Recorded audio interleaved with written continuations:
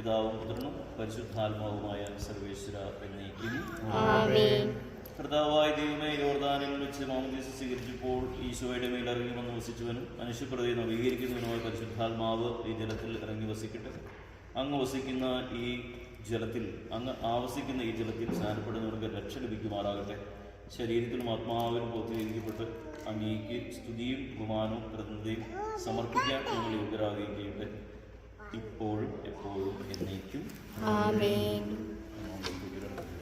നൽകി ആത്മീയ ജന്മം നൽകുന്ന പുതിയ ഉദരമായി തീരാൻ ഈ ജലം പിതാവിൻ്റെയും പുത്രൻ്റെയും പരിശുദ്ധാത്മാവിൻ്റെ നാമത്തിൽ ആശീർവദിക്കപ്പെടുകയും വിശുദ്ധ തൈലത്തോടെ കലർത്തപ്പെടുകയും ചെയ്തിരിക്കുന്നു.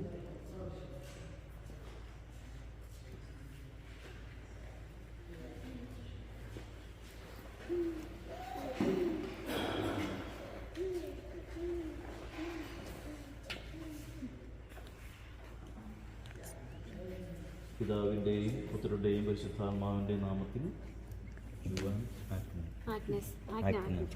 വിശുദ്ധ തൈലം കൊണ്ട് ലേപനം ചെയ്യപ്പെടുന്നു.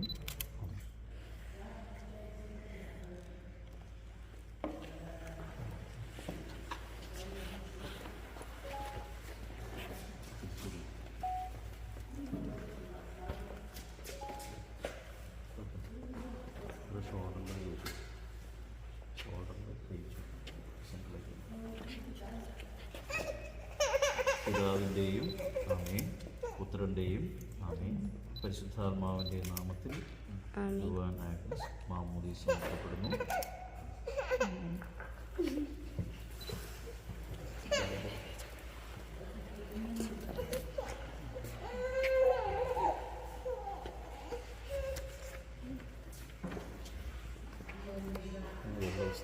ശുദ്ധിയുടെ വസ്ത്രത്താൽ നിന്നെ അലങ്കരിക്കുകയും നിഷ്കളങ്കമായി ജീവിക്കാൻ നിന്നെ സഹായിക്കുകയും ചെയ്യട്ടെ.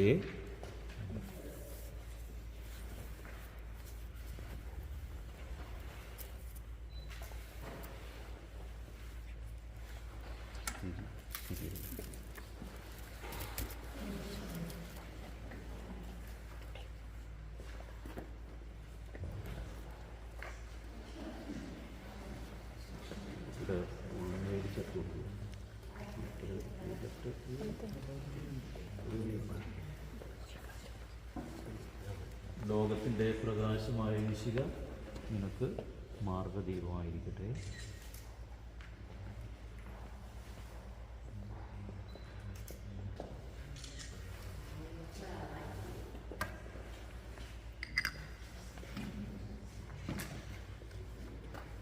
മാമോദീസ വഴി ദൈവപുത്രിയായിത്തീരുന്ന ഈ ശിശുവിനോടുകൂടെ നമുക്കും ദൈവത്തെ പിതാവേ എന്ന് വിളിച്ചപേക്ഷിക്കാം.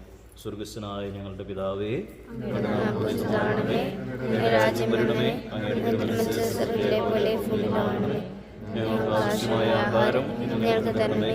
ഞങ്ങളുടെ കടക്കാരോട് പോലെ ഞങ്ങളുടെ കടങ്ങളോട് ക്ഷമിക്കണമേ. ഞങ്ങളുടെ പ്രലോഭനത്തിൽ ഉൾപ്പെടുത്തരുതേ, ദുഷ്ടാരൂപികളെ രക്ഷിക്കണമേ.